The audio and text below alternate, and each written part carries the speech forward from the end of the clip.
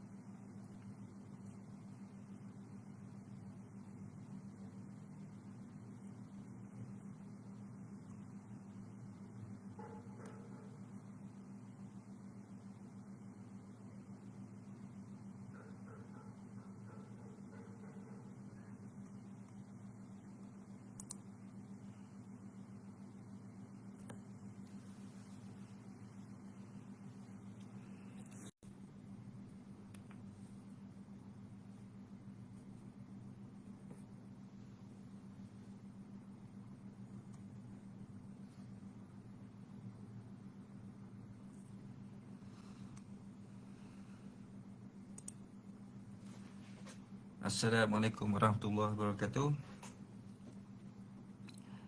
Mungkin tak ramai pagi ni sebab dah cuti sekolah kan.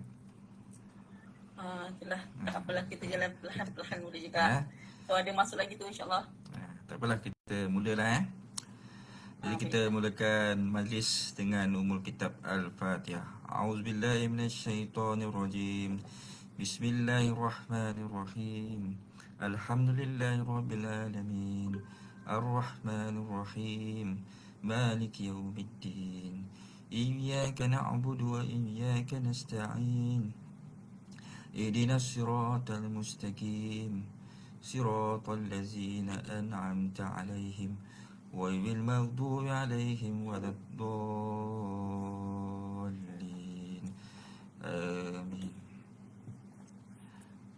Alhamdulillah, dapat sama-sama lagi kita berkumpul dalam majlis ilmu walaupun secara online, insya-Allah pada hari yang baik pada bulan Zulhijjah iaitu 10 hari terawal bulan Zulhijjah ni adalah antara hari yang terbaik. Malah ada setengah pendapat mengatakan hari 10 hari awal Zulhijjah ni lebih baik daripada 10 hari terakhir bulan Ramadan. Dan dalam suara saya clear tak? Boleh dengar suara saya? Dengar jelas. Okey, baik. Jadi dalam 10 hari ini kita perbanyakkanlah amalan kita. Kalau boleh puasa sunat, puasa sunat. Cuma 10 Zulhijjah tak boleh dah puasa.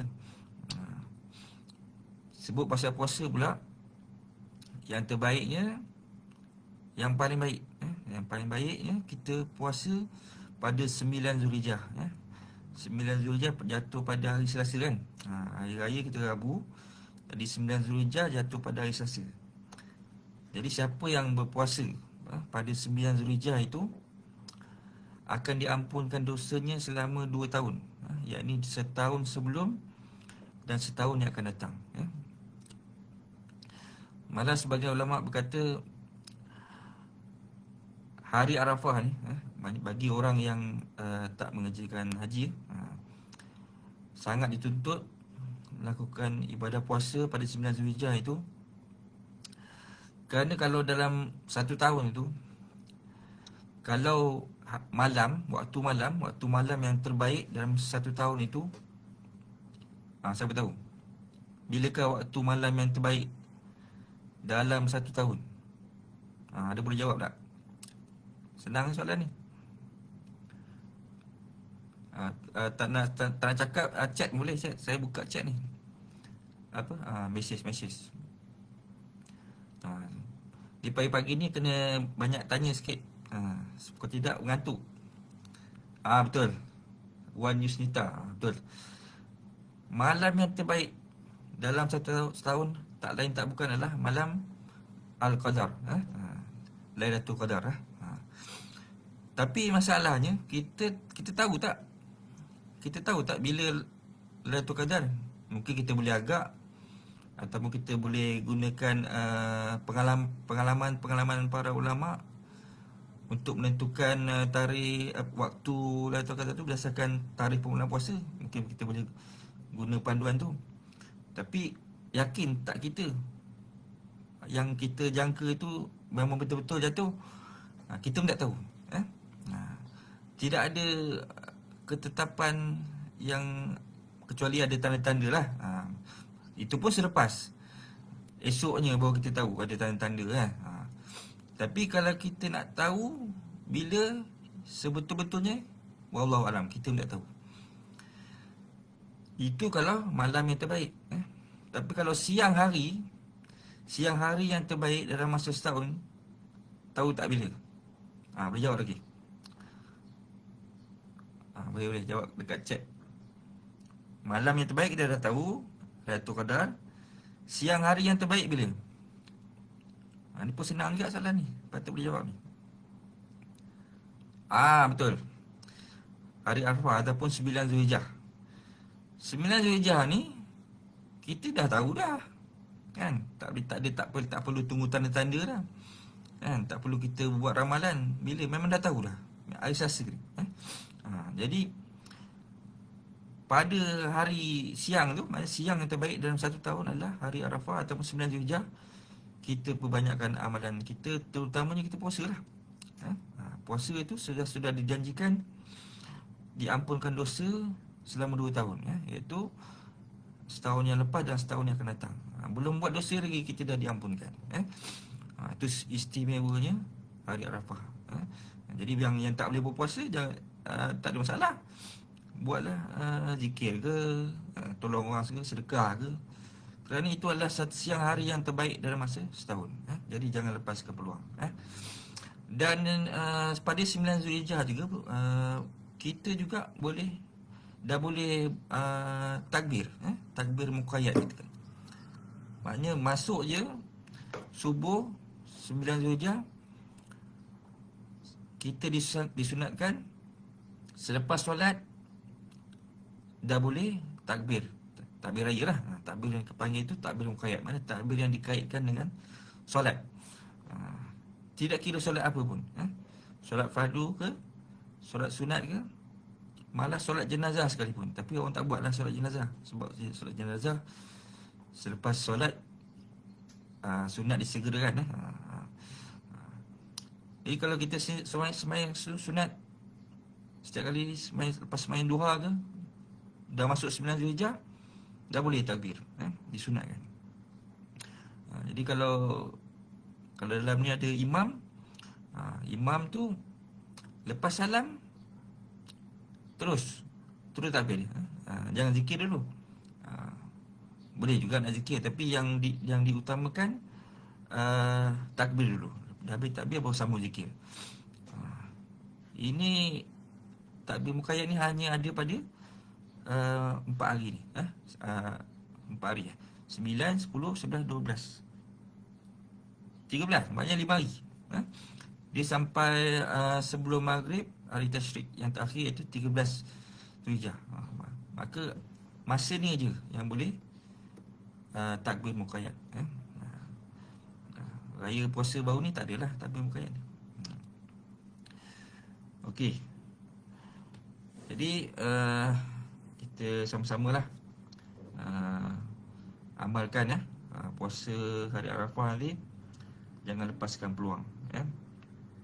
Jadi sepatutnya hari ni kita sambung kitab kita. Kita patah balik lah sebab sebelum ni kita dah lompat bab korban Jadi kita akan patah balik muka surat 7 Muka surat 7 itu cara menyucikan kulit binatang. Tapi sebelum tu, walaupun kita dah habis belajar bab korban, saya buka jugalah soalan sebab yalah, kita pun tak lama lagi nak korban. Mungkin masih ada yang beberapa perkara yang keliru ke supaya nanti bila dah kita nak laksanakan ibadah korban, dah tak ada lagi tertanya-tanya. Maknanya kita boleh buat ibadah korban dengan sempurna lah. Kalau ada nak tanya, boleh, tak ada masalah. Ataupun saya buat kuis supaya nak pastikan semua dah faham.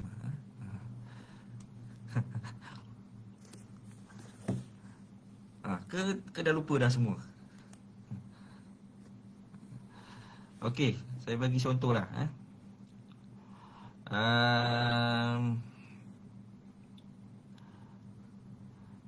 Okey, kita ambil yang penting-penting. Dalam ibadah korban ni, untuk menjadikan ibadah korban kita itu sah, adalah, kita mestilah banyaklah syarat dia lah. Kena antaranya kena binatang yang sah dijadikan korban. Itu semua maklum lah. Unta, lembu, kambing, biri-biri, itu semua maklum lah. Jarang lagi urus dia korban beli binatang yang bukan sah. Termasuklah yang sempurna, yang tak ada aib, tiada cacat. Itu semua maklum lah. Itu semua bukan tugas peserta korban.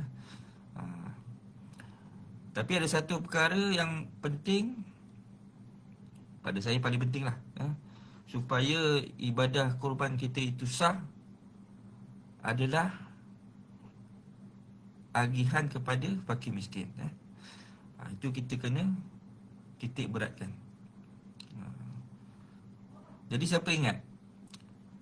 Siapa boleh jawab? Minimum untuk satu bahagian korban itu, berapa minimum dia yang wajib diberi kepada fakir miskin? Siapa yang ingat? Ke semua ni baru kuliah lepas tak ada? Betul. Sekati bolehlah sekati. Cuma ada yang paling kurang yang pernah saya belajar, setengah kati. Itu apa tu? 1/3 tak betul. Dia kena sekurang-kurangnya setengah kati.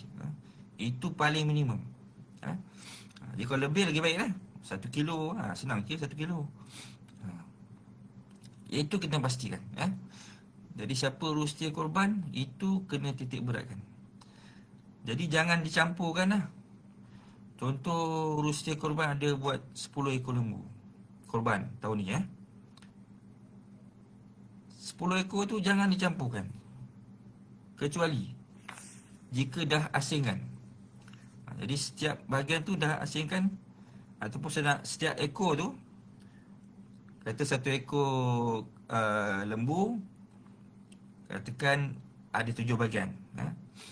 Katakanlah kita nak senang kira, bahagian fakir miskin 1 kilo, 1 bahagian. Banyak sangat Okey, kita ambil setengah kilo lah.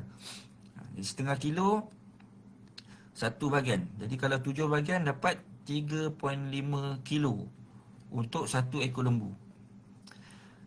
Daripada satu ekor lembu tu semua dah sembelih dah lapar ke, jangan campur lagi selagi kita tak asingkan 3.5 kilo untuk fakir miskin bagi lembu tu. Senang cerita ambil 4 kilo lah. Kita ambil 4 kilo, asingkan daripada lembu A, letak satu tempat, kita khaskan untuk bagian pada fakir miskin, kita asingkan. Lepas tu yang lain tu nak campur-campur lah. Tapi kalau boleh, sebelum nak campur tu, asingkan juga satu lagi bahagian untuk peserta.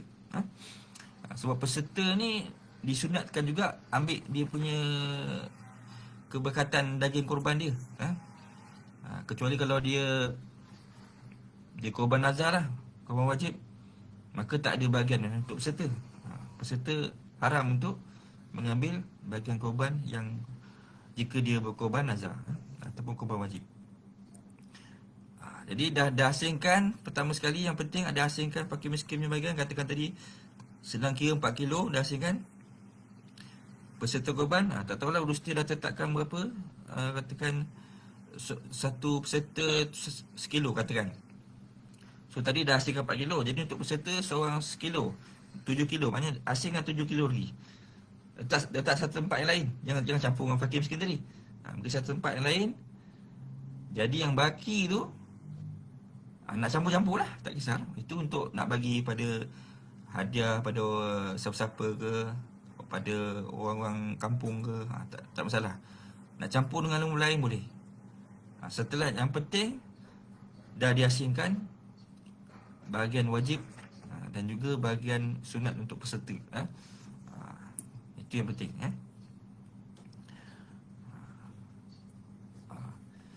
Jika Urustia dah buat agihan tapi ada fakir yang tak dapat, tak ada masalah. Yang penting sekurang-kurangnya untuk katakanlah di kampung tu ada 10 orang fakir miskin contoh. Tadi dia tumbang kata 10 ekor kan. Kalau ekologinya tadi kita dah asingkan 4 kilo, satu ekor kita asingkan 4 kilo kan. Jadi sepatutnya kalau dekat kampung tu ada 10 orang fakir miskin, seorang dapat 4 kilo lah, contoh lah. Tapi kata yang fakir miskin tu 5 orang dah balik kampung, contoh, tinggal 5 je. Jadi bagilah seorang 8 kilo, tak ada masalah. Kalau kata tinggal seorang je pun tak apa, yang penting ada. Tadi ada 10 orang fakir miskin kat kampung tu, 9 orang tak ada, 9 orang nak balik kampung, tinggal seorang je. Jangan sebut tak ada. Sekurang-kurangnya seorang. Seorang tu dapat semua lah. Berapa tadi? 4 kilo kali 10, 40 kilo dia seorang dapat, tak ada masalah.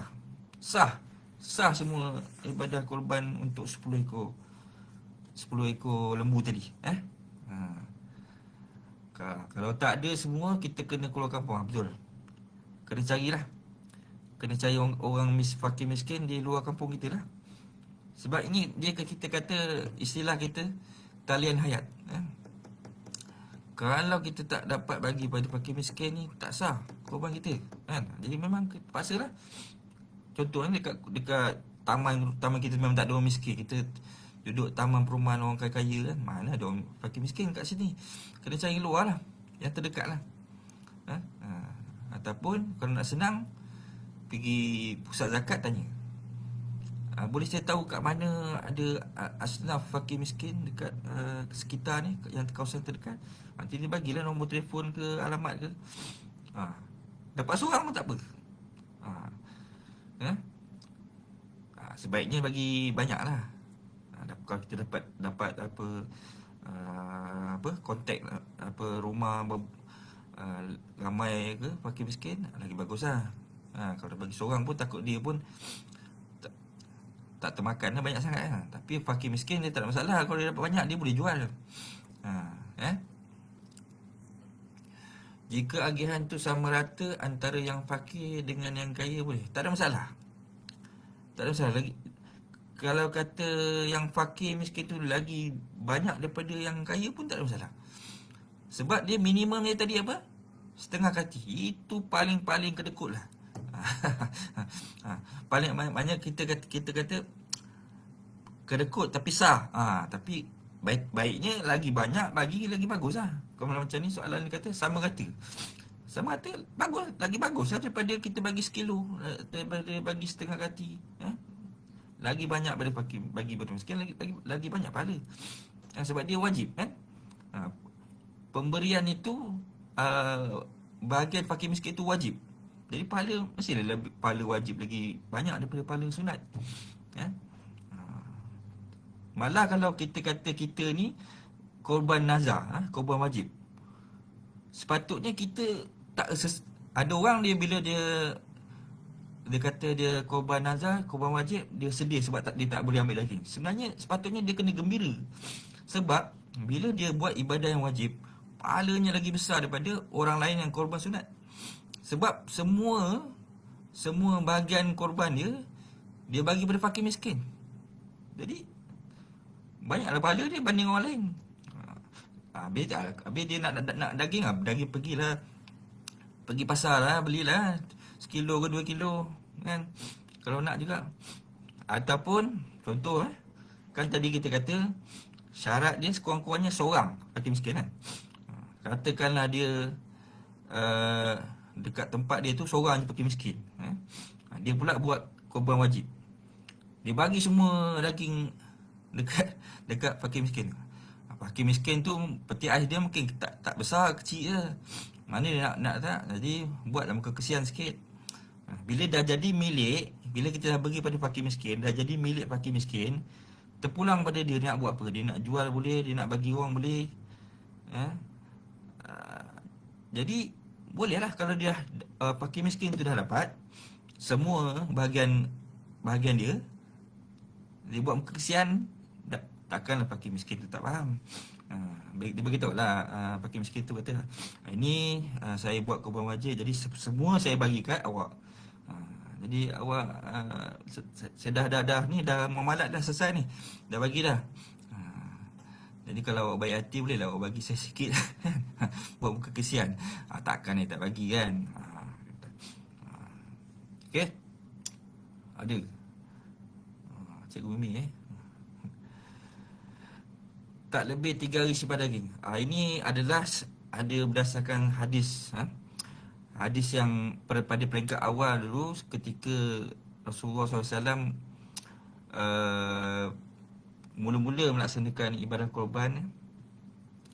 Ketika itu Nabi SAW mengarahkan tak boleh simpan daging korban lebih daripada 3 hari. Sebab ketika itu ada ramai fakir miskin yang tak dapat daging korban. Jadi untuk mengelakkan ataupun untuk supaya nak pastikan semua, sebab ada sahabat-sahabat yang dia simpan daging tu, sebab dia, jadi bila simpan dia dapat banyak lah, dia banyak simpan. Dulu tak dibetas, dia orang jemur kan. Jadi bila simpan ada fakir miskin yang tak dapat, jadi Nabi SAW kata tak bagi simpan lebih dari 3 hari. Tapi selepas beberapa tahun selepas tu, bila dah tak ada isu lagi, boleh kata selepas tu dah tak ada masalah lagi, semua fakir miskin memang akan confirm dapat daging korban. Jadi Nabi dah kata tak ada lagi larangan menyimpan lebih daripada 3 hari. Maknanya simpan bukan kata 3 hari, 3 tahun pun boleh simpan. Sebab kita dah ada peti ais kan. Okey. Sekejap, ada soalan lagi. Saya dah terlepas. Sekejap, kita tengok balik soalan atas ni. Okey, bagi 2-3 kilo seorang, cepat sikit habis. Ni apa ni? Pakai miskin tadi tak ada masalah lah, terpulang lah nak bagi berapa.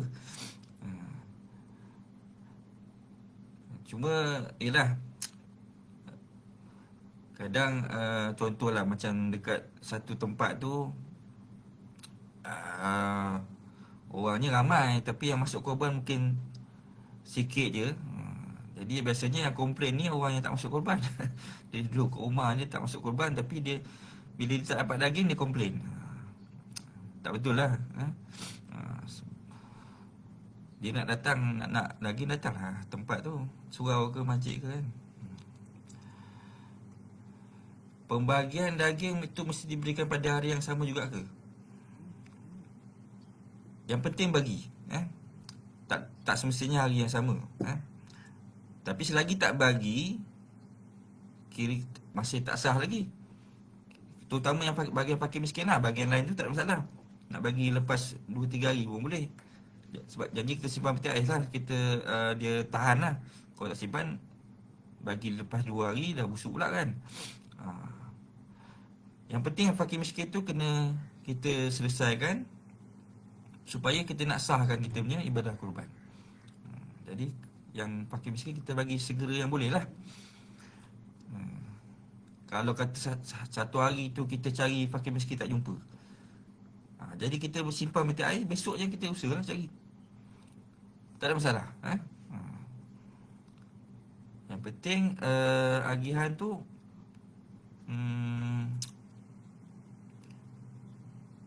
sebab sekarang dah ada peti air, jadi tak ada masalah lah. Kalau lambat pun tak apalah. Yang penting kita bagi pada fakir miskin tu. Itu yang wajib. Yang lain tu dapat lambat pun tak apa. Tak ada masalah. Sebab yang 4 hari tu 10, 11, 12, 13 tu adalah untuk sembelih kan. Tak syarat kena agih sebelum tamat hari tasyrik tu. Yang masa 4 hari tu untuk sembelih, bukan untuk agih. Jadi agih selepas pun tak apa. Tak ada masalah. Sebab kita dah ada peti ais. Mak pernah pesan, bila daging korban yang dah dimasak tak habis dimakan, basi, perlu ditanam, jangan dibuang. Adabnya begitu ya. Alah, kita dah masak banyak, kemudian tak habis kan. Dari segi dalilnya, tak ada yang mewajibkan untuk tanam. Tak ada. Tapi kalau dari segi adab tu, saya setujulah kalau dari segi adab. Sebab kita nak, sebab daging korban ni kan daging ibadah. Jadi bila daging ibadah, kita tak naklah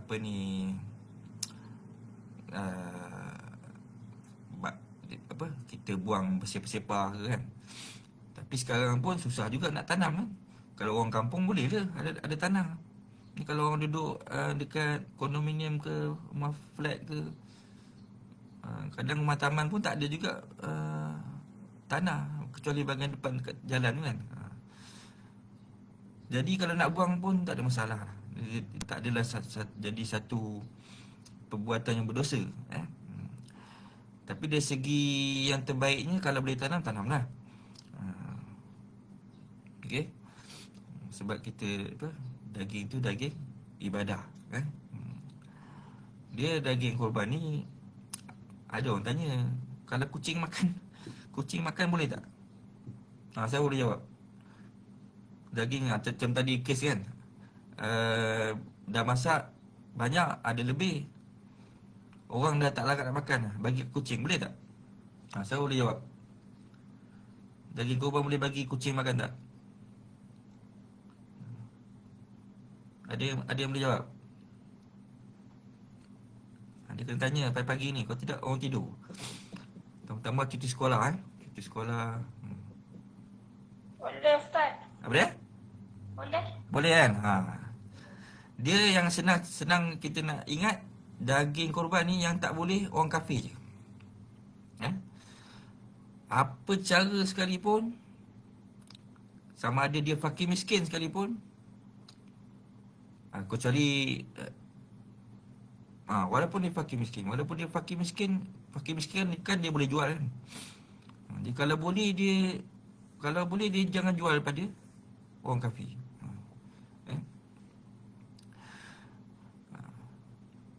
Apatah lagi berilah. Beri lagi tak boleh. Kecuali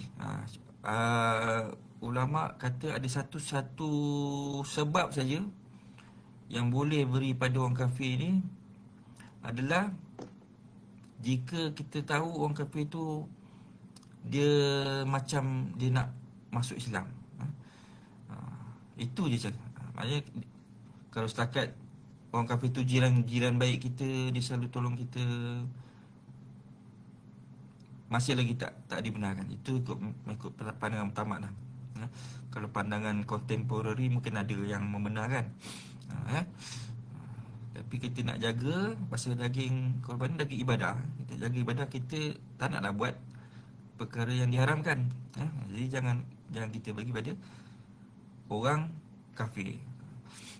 Ada pula soalan, akikah dengan korban kan sama hukum dia. Jadi akikah ni kita sunat, kita masak daging.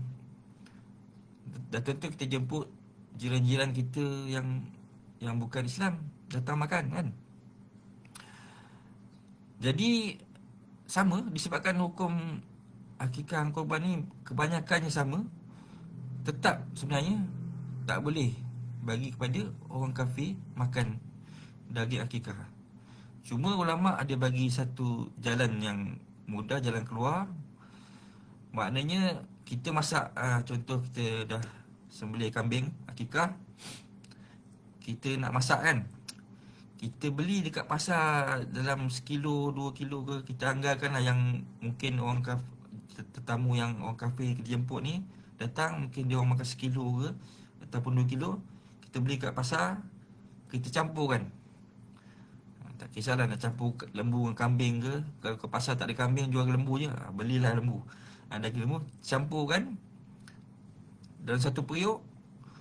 Maka dekat situ, maknanya kalau orang kafir datang dan makan pun, kita boleh andaikan dia ambil yang bahagian, bukan bahagian akikah lah. Itu carangan daripada para ulama' lah. Okey. Aku apa ni? Dah setengah jam Okey.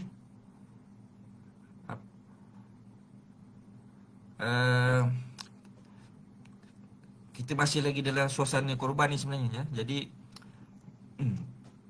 tak apalah, nak sambung kitab ni akan datang boleh kan. Dan lepas hari korban pun tak salah. Jadi kalau dah habis korban baru nak tanya, tu dah tak kena. Nak tanya kena tanya sekarang. Jadi saya nak tanyalah satu lagi soalan ni. Kalau binatang korban itu lembu betina lah. Lembu betina ada anak lembu, maknanya dia tengah mengandung, bunting. Boleh tak kita buat korban? Siapa boleh jawab? Ni kuis ni. Kuis. Ada yang boleh jawab? Kalau tak boleh jawab, maknanya tak faham lah. Kita dah belajar sebelum ni. Boleh. Kalau ikut mazhab Syafi'i, lembu betina yang mengandung ataupun hamil, kita panggil hamil untuk orang bunting tidak boleh dijadikan korban. Ia adalah dikira aib. Sebab binatang korban ni dia ada aib dengan cacat. Cacat tu kita senang nampak lah. Contoh kaki tempang ataupun telinga sebelah tak ada, terpotong ke. Tu tak, kita tahulah, buta, sebelah mata buta. Itu cacat lah. Itu kita nampak. Tapi kalau lembu betina yang mengandung ni, kalau bukan kita punya lembu, kadang-kadang kita tak tahu. Kita tak tahu dia bunting, dia ada anak, ada anak lembu dalam perut dia, kita tak tahu. Kita ingatkan dia ni kuat makan kan. Kalau tak tahu, barulah sah jadi korban. Kalau kita memang dah tahu, ataupun kita penjual tu dah cakap, penjual lembu ataupun yang jaga lembu tu dah cakap, ini tak boleh ni, ini lembu ni dia mengandung bunting, tapi dia nak jual murah. So urus dia beli juga. Dia tak bagi tahu pun pada peserta yang dapat lembu tu lah. Sebenarnya tak sah, berdosa lah. Kecuali tadi semua orang tak tahu. Semua orang tak tahu. Mungkin yang jaga lembu ni pun mungkin dia tak perasan, pasal banyak sangat lembu dekat dia punya kandang. Bila sembelih, bila dah lapar apa semua, baru nampak ada anak lembu dalam perut. Macam tu sah, sebab tak tahu. Jika tidak tahu, boleh, dengan syarat anak lembu itu mati sebab ibunya mati. Tidak syarat. Tidak syarat anak lembu itu mati.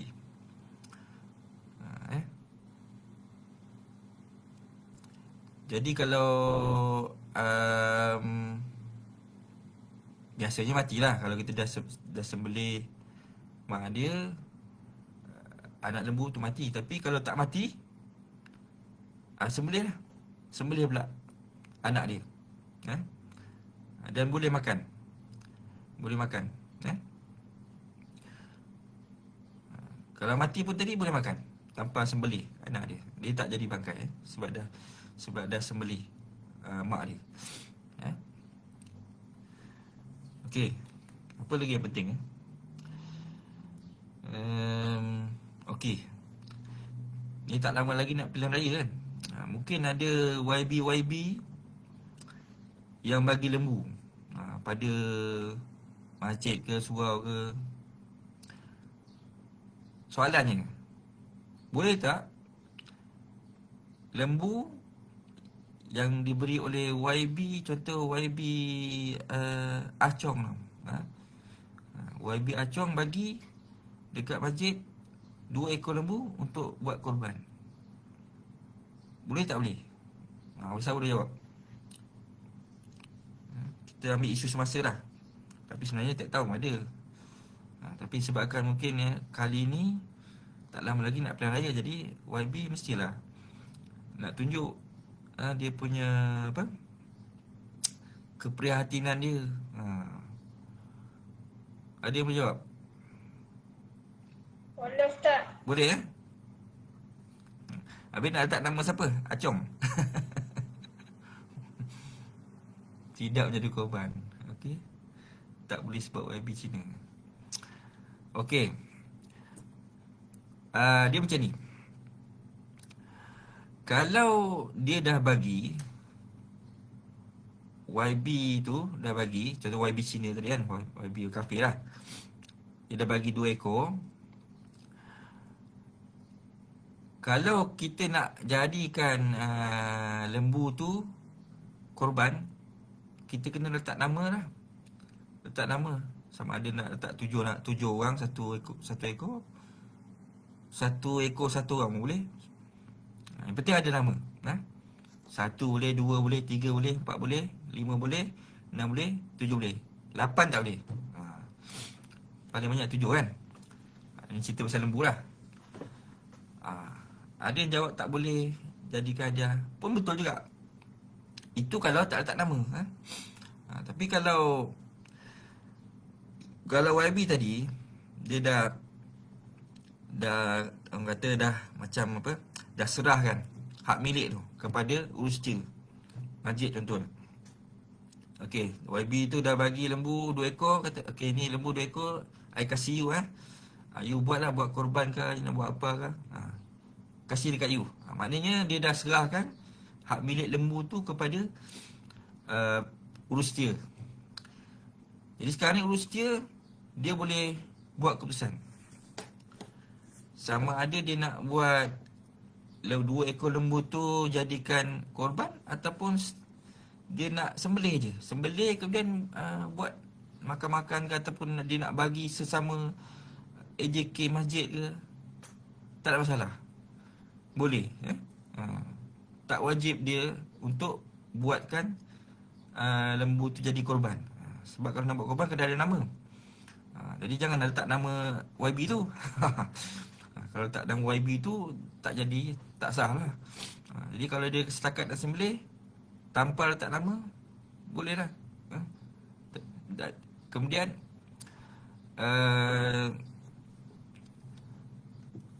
dia nak contoh kita kan lembu korban ni ataupun daging korban ni haram kita jadikan upah untuk penyembelih ke, AJK ke, apa, tukang lapah ke.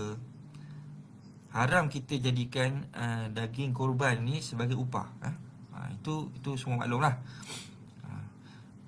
Jadi bila ada kes macam ni, kes ada YB bagi seekor ke, bagi 2 ekor ke, bila dah bagi pada Rusia, lembu tu terpulang, kalau kata dia tak nak buat lembu tu jadi korban, boleh lah.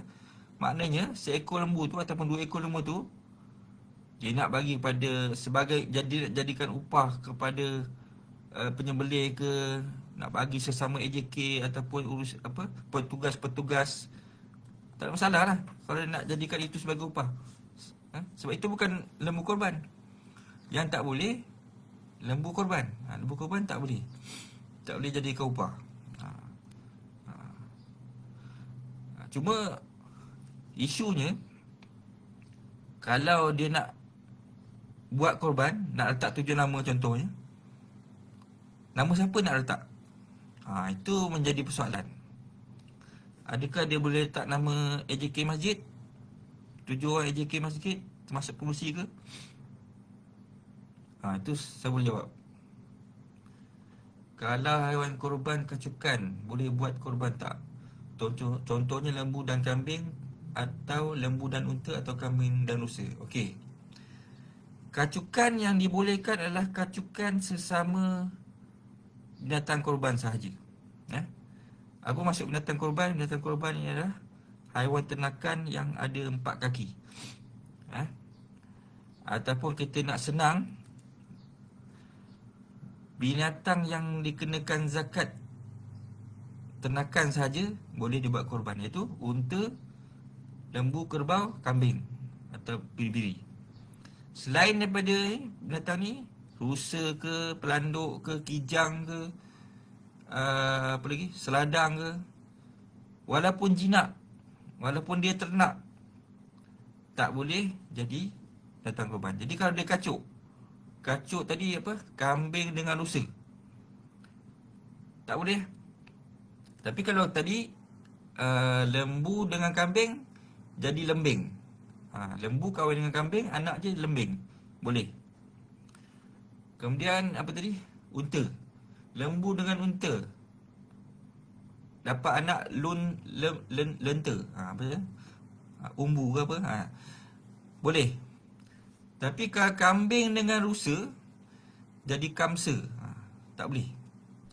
Walaupun rupanya macam kambing, anak dia, kambing kahwin dengan rusa, anak sebiji macam kambing, tak ada rupa rusa, tetap tak boleh. Kecuali jika tak tahulah. Ini memang dia boleh rusa, memang dia boleh kambing, memang dia tahu rusa dengan kambing ni mengawan ke, dapat anak kacukan, tak boleh. Anak tu tak boleh. Okey. Ataupun sekarang ni apa, lembu, kalau lembu sado kan mahal kan. Jadi dia kacukkan lembu dengan seladang kan, dapat anak tu sado lah, pasal bapak dia seladang. Tak boleh, sebab seladang bukan binatang ternakan, dia binatang liar. Kalau seladang kahwin dengan lembu, dapat anak nama selembu, tak boleh. Jadi anak tu tak boleh buat binatang kurban. Tadi tanya apa soalan tadi? Balik pada soalan tadi. YB kita dah faham, kalau YB bagi lembu tak ada masalah. Kita nak nak kalau kita sembelih biasa nak bagi kepada jadikan upah, tak ada masalah. Sekarang ni kalau urustia kata okey, YB bagi seekor lembu, kita nak buat korban lah, kita letak 7 nama. Persoalannya, nak letak nama siapa? Saya boleh jawab.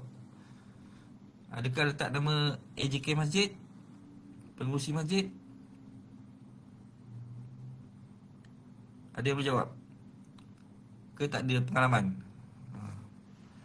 Sekarang mungkin tak ada pengalaman. Mungkin akan datang, kalau kita, terutama kalau kita AJK Masjid lah, kita kata pengurusi buat keputusan, macam lembu yang YB bagi tadi, boleh tak pihak masjid open pada karya untuk bayar murah-murah? Yalah. Contoh satu nama 300, duitnya masuk tabung. Okey, ini pun persoalan. Contoh dia jual murah kan, 300 kan. Biasa orang lain masuk korban bayar 900, bayar 800. Yang ni dia offer satu bahagian 300. Boleh tak? Berdesuk tak sempat dia iklan dia, baru dia dengar cerita je orang dah masuk lah. 7 orang 300, murah kan. Orang lain bayar 800, 900, dia bayar 300. Adil tak macam tu? Dia kata ni lebih adil kan? Lebih adil kod macam ni. Adil tak macam tu? Rasa-rasa adil tak? Orang lain bayar 900, 800, dia bayar 300. Adil ke tak? Tu persoalannya. Okeylah, saya jawab lah. Soalan ni pernah ditanya kepada Syekh Nuruddin Al-Banjari, ulama terkenal lah.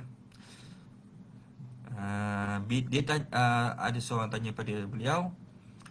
Beliau kata, kalau satu urustia tu ataupun satu pihak masjid ke surau terima lembu daripada YB ke, daripada siapa-siapa lah, orang kaya ke, kemudian nak letak 7 nama, macam mana caranya? Caranya kena buat undian. Itu lebih adil. Tak kira lah dia nak bagi free ke, nak bagi 300 ke, nak bagi 500, satu bagian 500 ke. Kecuali kalau dia bagi harga sama lah, orang lain, itu rasa tak ada masalah lah. Contoh lembu lain 900, lembu yang YB bagi ni pun 900. Itu tak ada masalah lah. Tapi kalau dia letak harga yang lebih rendah, dia kena buat undian supaya adil lah. Jadi orang yang tak terpilih ni, tak apalah, dah dia undi tak dapat, bukan rezeki dia lah. Macam tu. Itu jawapan Syekh Nuruddin lah. Okey. Apa ni? Sebab lembu free. Kalau dia cuma sedekah hadiah lembu kepada masjid, boleh disebut sumbangan daripada Mr. Lee kepada masjid. Tetapi untuk niat dan bahagian korban mesti atas nama orang Islam yang melakukan. Yalah, dia bagi dekat masjid lembu, tapi bukanlah kita kena wajib kita cari nama untuk letak supaya jadi lembu tu korban. Dia terpulang kepada urustia lah. Kalau dia tak nak pening kepala, tak payah letak nama. Sembelih biasalah. Maknanya satu ekor lembu tu yang dapat free tu, dia nak buat apa boleh. Nak masak boleh, nak bagi kepada AJK masjid ke, nak bagi kepada tukar sembelih. Dia tak ada isu upah. Sebab yang tak boleh upah ni adalah daging korban. Yang lembu tadi tu bukan korban, kan? Itu kalau tak nak pening kepala lah. Tapi kalau nak buat korban juga boleh lah. Tapi macam tadi lah syarat dia. Nak letak nama kena adil. Tak boleh letak nama pengurusi dengan AJK je. Ataupun tadi kata offer 300 kepada penutaman, siapa cepat dia dapat. Tak boleh juga. Walaupun tak adalah kita jumpa dalam kitab kata macam tu tak boleh kan. Tapi kita berdasarkan jawapan daripada para ulama, kita kena berlaku seadil yang boleh lah. Contohnya tadi kita buat undian. Tapi kalau buat undian pun kata tak sambutan, dah itu je orang yang nak, bagi je lah. Kan? Tak ada masalah lah. Buat je lah korban, sah lah korban ni, walaupun dia bayar murah. Kan? Duit tu dia bagi masuk dalam tabung, tak ada masalah. Sebab bukannya kira macam apa itu YB tu, kalau dia tak bagi lembu pun seolah-olah dia bagi duit lah sebenarnya. Kata satu ekor tu katakan harga RM5,000, tak tahu berapa sekarang. Seolah-olah dia macam bagi sumbangan RM5,000 lah kepada masjid tempat hostel kan. Seolah macam tu lah. Jadi tak ada masalah lah. Okay. Tinggal 10 minit ni. Nak masuk kitab ke? Macam tak ada. Kita akan sambung akan datang lah. Kita selesaikan dulu masalah korban ni. Kalau ada masalah kita selesaikan sekarang. Kan? Nanti tak, kalau dah lepas korban baru nak tanya, tak sesuai lah. Okey, saya apa? Ada orang tanya lah, Kalau lah kebetulan disunatkan kita akikah ni 7 hari selepas kelahiran kan. Katakanlah baby baru lahir, katakan baby baru lahir kan. Baby baru lahir hari ni katakan. Jadi 7 hari tu jatuh pada hari yang boleh korban. Macam 10, 11, 12, 13. Mana yang afdal didahulukan? Dia nak buat korban ke nak buat akikah? Siapa boleh jawab?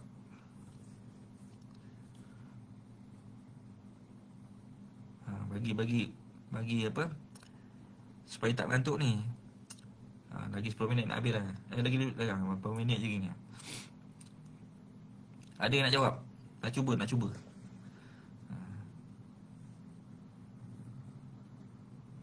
Tak ada Okey.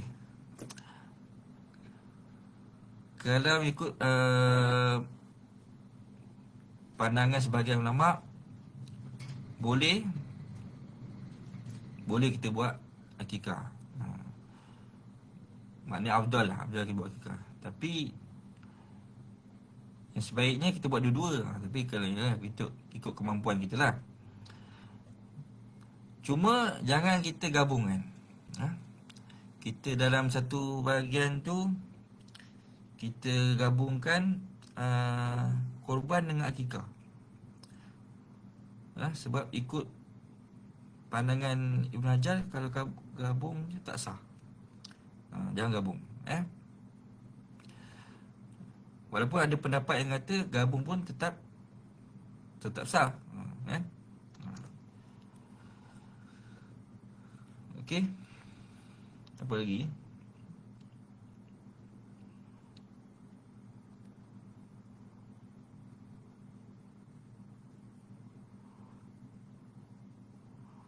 Okey, kalau kita nak buat korban buat korban untuk anak, untuk anak yang belum balik, perlu tak kita minta izin daripada anak tu? Saya boleh jawab. Kalau kita nak buat korban untuk nama, contoh untuk nama, kita baik dengan jiran kita. Jiran kita ni mungkin tahun tu dia tak mampu nak buat korban, so dia nak buat korban, dia letak nama jiran dia. Dia baik dengan jiran dia. Dia nak bagi pahala korban kat jiran dia, dia letak nama jiran dia. Jiran dia tak tahu. Kan? Sah tak korban yang letak nama jiran tu? Ni pun senang ni, boleh jawab tak? Ke semua dah lelap? Ni senang soalan ni.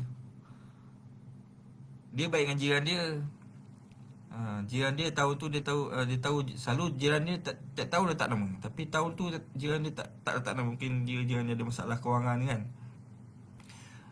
Jawapan dia kata tak sah tanpa pengetahuan. Dia yang lebih tepatnya tidak sah kerana tak minta izin. Itu lebih tepat. Tak tahu ni yalah, kalau tak tahu macam kalau dia tak tahu macam dia nak izinkan lah. Sama juga lah. Boleh lah.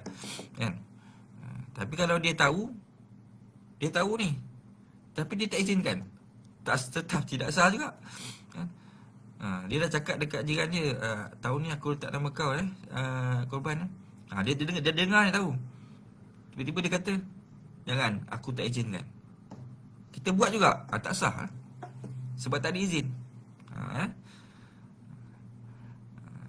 Jadi dapat kita faham sini, kalau kita nak buat korban atas nama orang lain, wajib kita minta izin. Jika dia dah baligh. Macam soalan saya tadi, kalau kita nak buat korban, letak nama anak kita pula belum baligh, wajib tak kita minta izin? Tak ada yang jawab kan? Tak apa, saya jawab. Tak wajib. Betul lah. Cuma kalau kita nak tak kisahlah anak kita ke, anak jiran kita ke, anak saudara kita ke. Kalau anak kita yang belum baligh, hukum dia tak wajib minta izin. Tapi kalau anak jiran kita, anak saudara ke, dia ada mak ayah, kita minta izin mak ayah dia lah.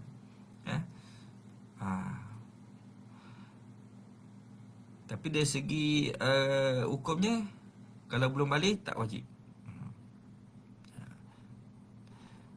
Cuma kalau anak kita nak buat korban untuk anak kita, kita tak wajib minta izin.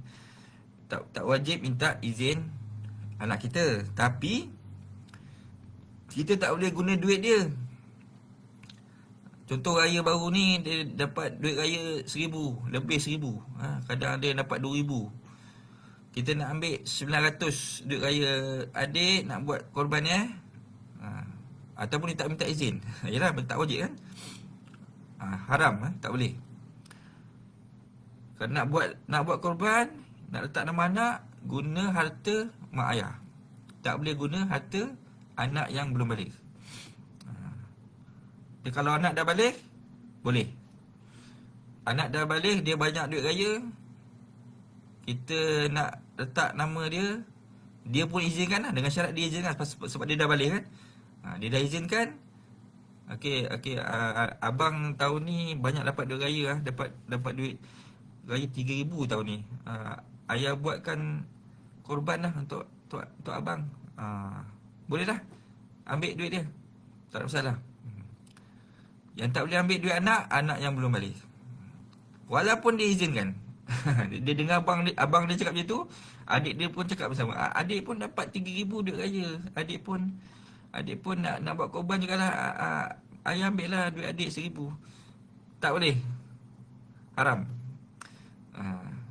Walaupun dia izinkan. Walaupun anak kita yang belum baligh tadi izinkan. Abang tadi boleh sebab abang tadi dah baligh. Okey. Tinggal 1 minit lagi. Ada lagi tak soalan? Supaya selepas kelas ni, nanti nak waktu korban dah, kalau ada orang tanya, semua kita boleh jawab. Tak ada soalan terakhir tak ada sebelum kita tamatkan. Okey, kalau tak ada, apa yang baik itu datang daripada ada soalan. Siapa? Kalau kita korban untuk meninggal, orang meninggal tak boleh kan? Okey. Tadi ada soalan saya tak baca. Kalau ada orang yang nak buat korban untuk yang dah meninggal, tak boleh. Okey. Mengikut pendapat mutamat mazhab Syafi'i, tidak sah kita buat korban atas nama orang yang dah meninggal, kecuali jika orang yang meninggal itu dia dah wasiat untuk buat korban sebelum dia meninggal, ataupun sebelum meninggal dia dah masuk nama. Dia dah bayar pada apa? Dah bayar pada urus dia, duit korban dah full dah. Kan? Ataupun dia bawa bayar separuh. Maknanya dia dah niat nak korban tu. Ha, dia dah bayar separuh. Maka lagi separuh tu belum sempat nak raya korban dia meninggal. Jadi waris dia boleh teruskan letak nama arwah dalam dalam senarai peserta korban, tak ada masalah, tak perlu nak keluarkan nama dia, tak perlu nak tarik diri. Kalau baru bayar separuh, boleh lagi separuh tu bayar guna harta pusaka, harta arwah lah.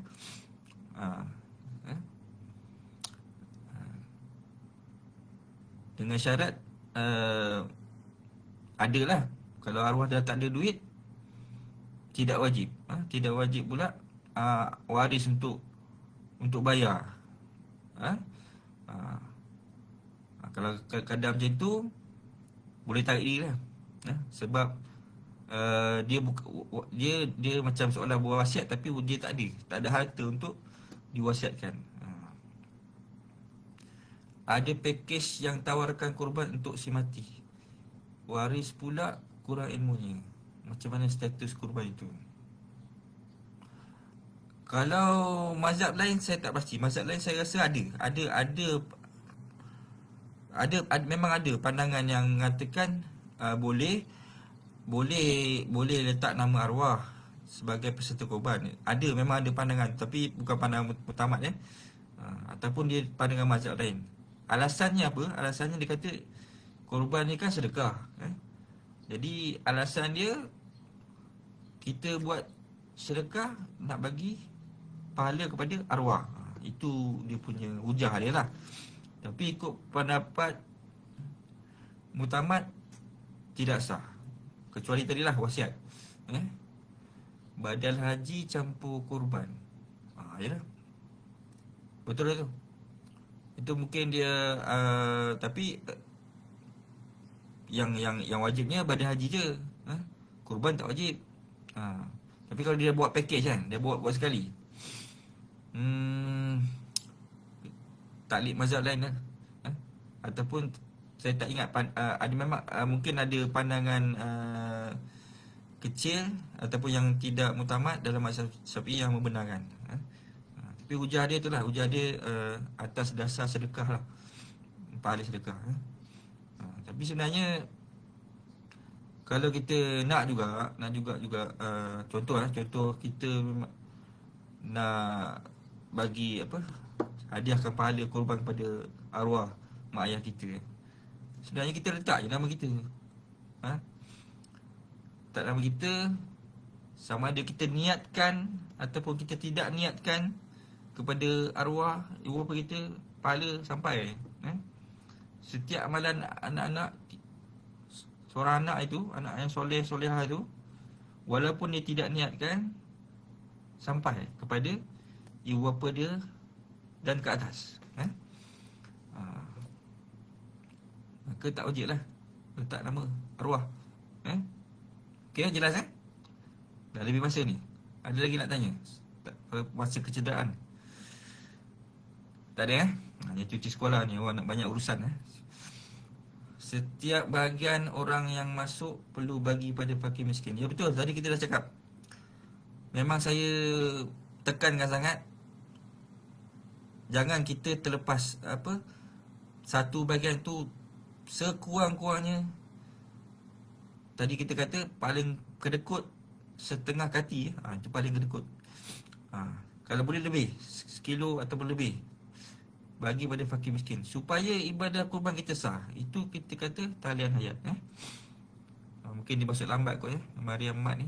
Tak apa, kita dah cerita panjang lebar tadi. Okey, tak ada dah kot